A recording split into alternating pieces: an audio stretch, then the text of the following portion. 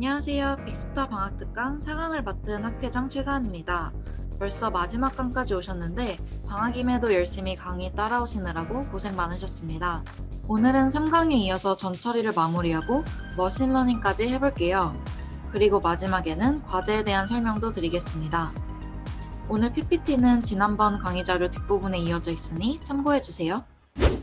머신러닝, 즉 기계학습은 문과생에게는 꽤나 어색한 단어인데요. 컴퓨터가 학습할 수 있도록 하는 알고리즘과 기술을 개발하는 분야입니다. 예를 들어 수신한 이메일이 스팸인지 아닌지를 구분할 수 있도록 훈련을 하는 거죠. 우리의 경우에는 타이타닉에 탑승한 사람 중에서 살아남은 사람과 살아남지 못한 사람을 구분할 수 있도록 하는 알고리즘을 만드는 것이 목표입니다. 이러한 머신러닝은 방법에 따라 세 가지로 나뉘는데요. 저희가 이번에 할 머신러닝은 지도학습에 속합니다. 앞에서 계속 다룬 트레인 데이터는 서바이브드 열이 있었죠? 즉, 탑승자의 사망 여부를 알 수 있다는 것은 데이터에 대한 답이 이미 주어져 있다는 것으로 우리는 이러한 데이터를 활용하여 학습하고 예측할 수 있습니다. 영어 지문의 정답을 아는 상태에서 지문을 읽으면 맥락과 답을 더 쉽게 유추할 수 있는 것과 같다고 할 수 있습니다. 지난번에 다룬 아이리스 데이터 기억하시죠? 머신러닝을 하면 아이리스의 종이 무엇인지 예측하는 작업도 할 수 있겠네요. 머신러닝 알고리즘은 수치로 된 데이터만 이해합니다. 따라서 데이터를 반드시 수치형으로 변환해주는 과정을 거쳐야 하는 것이죠. 문자를 숫자로 바꾸어주는 방법은 여러 가지가 있는데요. 이번에 다루어 볼 것은 원핫 인코딩입니다. 이는 해당되는 하나의 데이터만 1로 변경하고 나머지는 0으로 채워주는 변환 방법이라고 생각하시면 됩니다. 타이타닉 데이터에는 임발크드, 패밀리 등과 같은 열들이 있죠. 이 데이터를 가변수화하여 나타내준다면 기계학습에 적합한 데이터의 형태로 가공됩니다. 그렇다면 3강에서 다루었던 S타입을 써서 수치형 데이터로 바꾸기만 하면 될 텐데 왜 굳이 가변수화를 하는 걸까요? 왜냐하면 수치형 데이터로만 변환을 하게 되면 서로 간의 관계성이 생기기 때문입니다. 예를 들어 보겠습니다. 임발크드 항에 있는 변수 3개 기억하시나요? S, Q, C가 있었죠? 이를 S는 1, Q는 2, C는 3이라고 단순하게 수치형 데이터로 변환을 했다고 생각해 봅시다. 이때 해당 데이터들 간에 1 더하기 2는 3이라는 관계성이 생깁니다. 그러나 실제 데이터인 S, Q, C 간에는 그러한 관계성이 없죠? 따라서 사실이 아닌 관계성으로 인해 잘못된 학습이 일어날 수 있습니다. 그래서 저희는 판다스에서 제공하는 get 더미즈 함수를 사용하여 서로 무관한 수, 즉 더미로 만든 가변수로 변환함으로써 그러한 문제를 막아줄 것입니다. 아래의 표를 한번 볼게요. 3명이 각각 S, Q, C에서 승선을 했습니다. 이 표를 get 더미즈 함수를 이용해서 변환을 하니 열의 개수가 3개로 늘어나고 문자가 숫자로 바뀐 것을 알 수 있습니다. 이렇게 만들어진 가변수는 다음의 표와 같이 0과 1로 이루어져 있습니다. 원 핫, 하나만 핫하다는 거죠. 첫 번째 행은 S에 속하므로 인발크드 언더바 S의 행에만 1이 들어가고 나머지 행에는 0이 들어가게 됩니다. 이해가 가셨나요? 그러면 머신러닝 방법 두 가지를 배워볼게요. 첫 번째 방법은 랜덤 포레스트입니다. 랜덤 포레스트를 공부하기 전에 의사결정 트리에 대해서 먼저 알아볼게요. 쉬운 예시를 하나 들어봅시다. 스무고개와 비슷하다고 생각하시면 되는데요. 예, 아니오의 대답으로 최종 답변이 결정되는 구조인 것이죠. 왼편의 의사결정 트리는 사망 생존 여부를 결정하는 트리입니다. 처음 여자인지 여부를 확인하고 나이를 확인하고 티켓 값을 확인하여 사망인지 생존인지를 시각적이고 명시적인 방법으로 의사결정 내릴 수 있습니다. 랜덤 포레스트는 직역하면 무작위 숲이죠. 수많은 의사결정 나무가 모여 만들어진 숲으로 생각하시면 됩니다. 오른쪽 그림을 볼게요. 방금 본 그래프에서는 성별, 나이, 요금이라는 딱 세 가지 요소로 생존 여부를 결정하였습니다. 하지만 생존 여부는 이 세 가지 요소뿐만 아니라 더 많은 요소를 고려하여 최종 판단을 할수록 정확도가 높아집니다.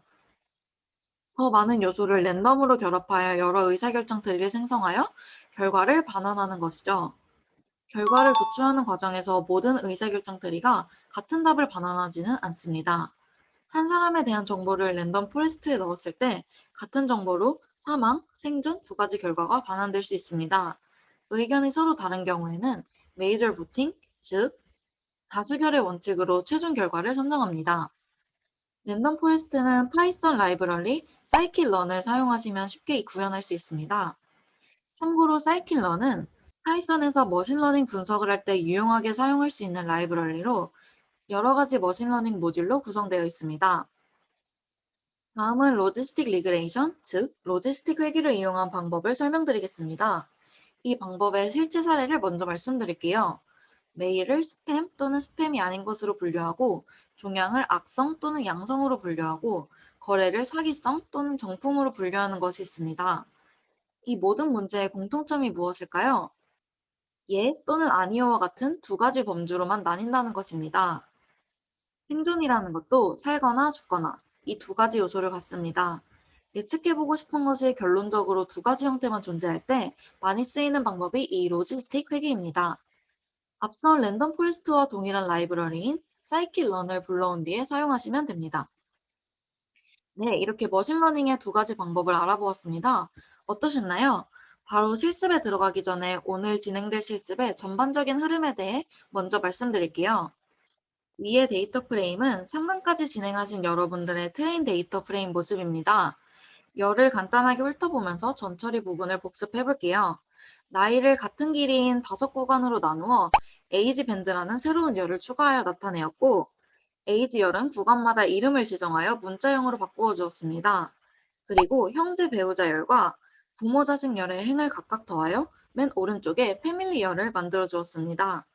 티켓 요금을 5가지 구간으로 나눈 페어밴드라는 새로운 열을 추가하여 나타내었고, 페어열은 구간마다 숫자를 부여하여 바꾸어 주었습니다. 그리고 네임열에서 타이틀열을 추출했습니다. 그런데 아직 다루지 않은 부분도 있죠? 티켓, 캐빈, 패신저 아이디 같은 열은 저희가 전처리를 하지 않았습니다. 나중에 과제를 할 때 이런 부분은 한번 전처리해보는 것도 좋겠네요. 저는 이번에 전처리를 거치지 않은 부분은 그래프 함수를 써서 테스트와 트레인 데이터에서 지워주겠습니다. 그리고 패밀리 열을 새로 만들었기 때문에 부모 자식 열과 형제 배우자 열도 삭제해 줄게요. 마지막으로 전처리 과정에서 만든 임시 특성인 에이지 밴드, 페일 밴드 역시 삭제해 주겠습니다. 다음 페이지로 넘어가기 전에 저희가 티켓 요금을 왜 5가지 구간으로 나눴는지 한번 생각해 봅시다. 단순히 보기 편하라고 그랬을까요? 이는 좀 전에 설명드린 머신러닝 원핫 인코딩과 관련이 있습니다. 각 열마다 데이터에 너무 다양한 숫자들이 있으면 get 더미 함수를 사용한 후 어떻게 될까요? 열의 숫자가 엄청나게 많아지겠죠? 저장 공간을 많이 차지하게 되기 때문에 전처리를 해준 것입니다.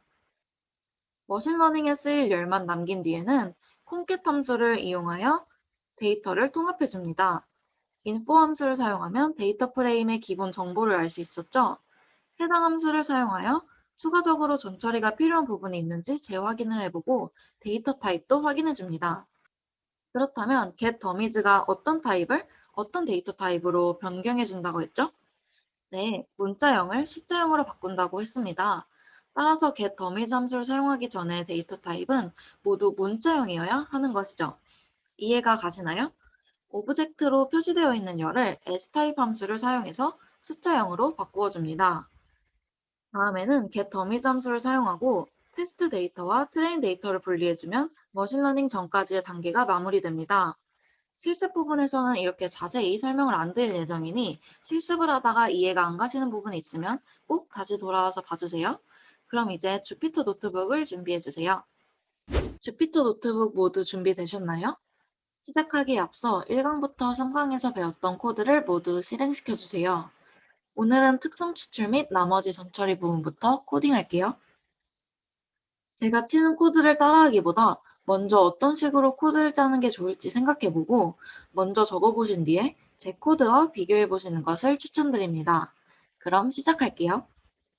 생존율을 예측하는 머신러닝 알고리즘을 만드는 것이기 때문에 정답지는 분리를 해야겠죠.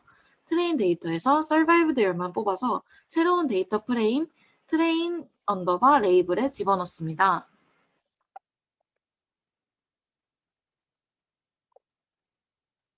그리고 트레인 데이터에는 해당 열을 지워줄게요. 열을 지우는 것은 엑시스는 1이라고 입력하면 됐었죠?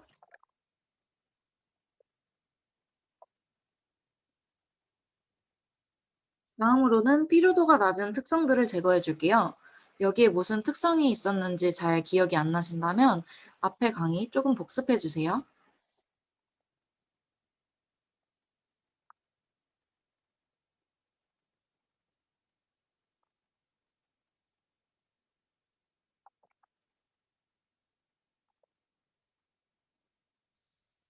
여기에서 소문자, 대문자에 꼭 주의해 주세요. S 대문자이고 두 번째 S도 대문자입니다. 그리고 패신저 아이디에서 I도 대문자입니다.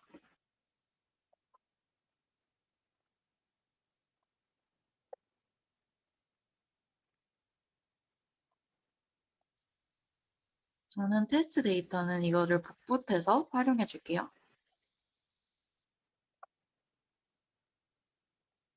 여기도 반드시 테스트라고 바꿔야 합니다. 그럼 이제 실행을 시켜볼 건데 여기에서 만약 오타가 나면 실행 다시 되돌리기가 굉장히 힘들기 때문에 꼭 꼼꼼하게 한 번 더 확인해 주세요. 네, 저는 실행이 된 걸 보니 오타가 따로 없었던 것 같습니다. 그 다음에는 전처리 과정에서 만든 임시 특성인 에이지 밴드와 페어 밴드를 features to drop이라는 리스트를 만들어서 삭제해 줄게요. 이 열들은 트레인 데이터에만 만들었기 때문에 테스트 데이터 프레임에서는 삭제하지 않아도 됩니다. 이 부분 코드는 꼭 먼저 작성해 보시고 제 답변과 비교를 해주세요.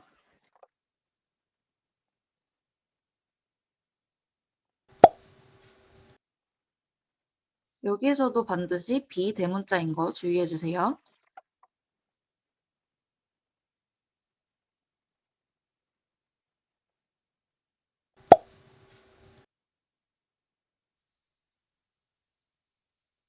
그 다음에는 잘 제거되었는지 확인해 볼게요.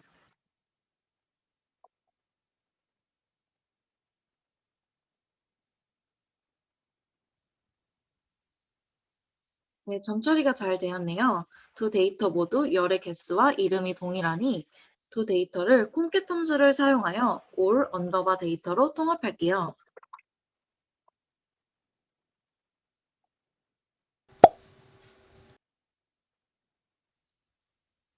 그럼 이제 원핫 인코딩을 위한 준비를 하겠습니다.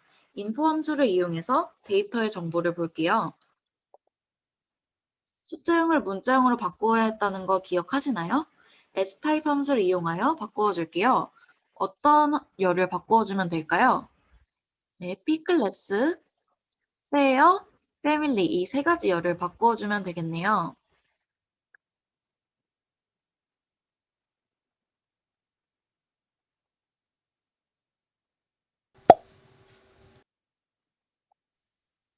이 부분을 복사해서 사용해 줄게요.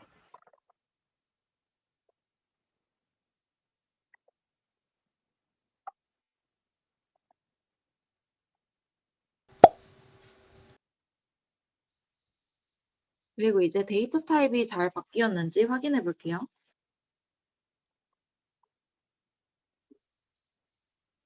네, 모든 데이터 타입이 오브젝트로 바뀌신 거 확인하실 수 있습니다. 그럼 계속 이야기했던 판다스 라이브러리 함수 중에 하나인 getDomies를 써보겠습니다. 어떤 함수인지 기억하시죠? 기억이 잘 안 난다면 앞부분 꼭 복습해 주세요.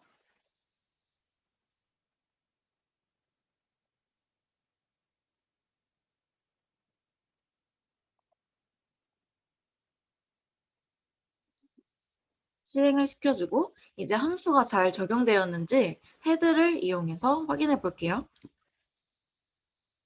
네, 잘 되었네요. 그럼 이제 머신러닝을 위해 데이터를 분리해 줍니다. 1학기 때 배웠던 인덱싱을 이용할 건데 어떤 행을 기준으로 할지 파악하기 위해 쉐이프 함수를 이용해 줄게요.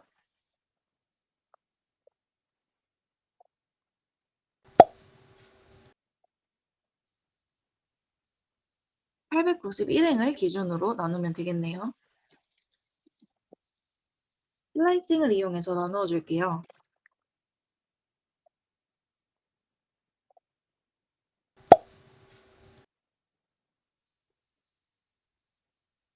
실행을 시켜준 다음에 scikit-learn 라이브러리에 있는 셔플 함수를 불러오겠습니다. 미리 코드를 적어놨습니다. 데이터 순서가 같으면 기계가 순서를 학습하기 때문에 머신러닝에 방해가 될 수 있습니다. 셔플을 이용해서 데이터를 섞어줄게요. 이제 머신러닝을 위한 모든 절차가 마무리되었습니다. 잘 따라오고 계시나요? 정말 얼마 안 남았으니 조금만 힘내주세요. 먼저 2강에서 배운 함수를 만들 때 사용하는 예약어인 DEF를 사용했습니다.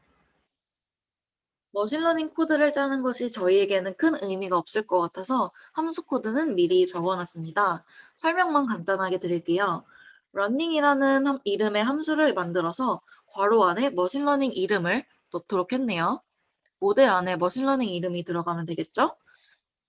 랜덤 포레스트나 회귀 분석이 이 모델 안에 들어가면 되겠네요.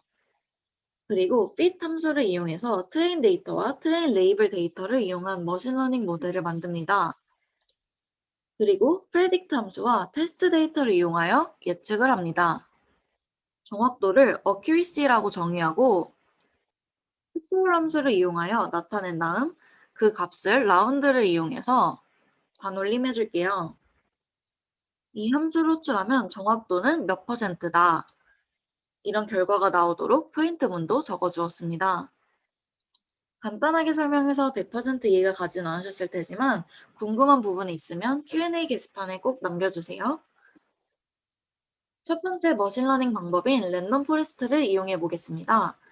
사이클런에서 불러오는 코드를 작성하고 그 밑에는 러닝 함수를 적용해 줄게요. 랜덤 포레스트 프레딕션의 약자를 이름으로 지정하겠습니다. 여러분들은 마음대로 바꾸셔도 상관없어요.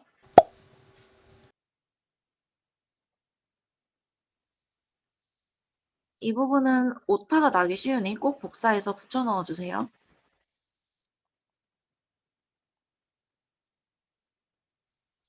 여기에서 갑자기 N Estimators라는 게 나와서 당황하셨을 수도 있는데요. 지금 설명드리겠습니다. 랜덤 포레스트는 많은 수의 의사결정 나무를 만들어서 의견이 서로 다른 경우 다수결의 원칙으로 최종 결과를 선정한다고 했었죠. 뒷부분에 써준 N Estimators는 나무의 수를 의미합니다. 나무가 너무 많다면 학습을 하는데 오래 걸리기 때문에 저는 100개를 넣어주었어요. 실제로 큰 수를 넣으면 결과값을 도출하는데 오래 걸리는 것을 느낄 수 있을 거예요. 저는 한번 10만 개를 넣어봤는데 학습이 끝나질 않더라고요. 그러면 실행시켜 주겠습니다. 정확도가 88.22%가 나왔네요. 제 값과 여러분의 값이 다를 수 있는데 오류가 아니니 당황하지 마세요. 88%면 꽤 높은 정확도라고 할 수 있습니다. 두 번째 방법은 회귀입니다. 동일하게 사이클런에서 로지스틱 레그레션을 불러와 주세요. 그리고 함수도 불러옵니다.